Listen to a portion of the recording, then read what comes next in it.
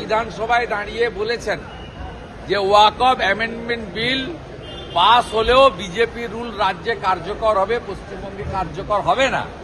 সেই মুখ্যমন্ত্রীর সরকার নোটিফিকেশন করে বলেছে 5ই ডিসেম্বরের মধ্যে ওয়েস্ট বেঙ্গলের ওয়াকফ প্রপার্টিকে নথিভুক্ত করতে হবে।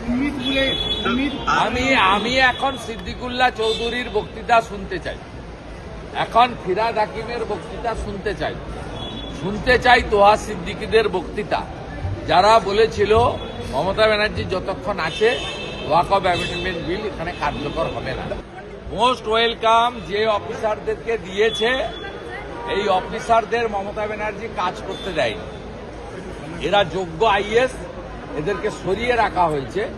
সঞ্জয় মিত্র, সুব্রত গুপ্তর মতো আধিকারিকদেরকে দিল্লিতে আপনার যেতে বাধ্য করা হয়েছে। দে আর মোস্ট এফিসিয়েন্ট, এবং যিনি বাংলা বাঙালি বলেন তার আমলে চিফ সেক্রেটারি সুব্রত গুপ্ত বাঙালি হতে পারেন না।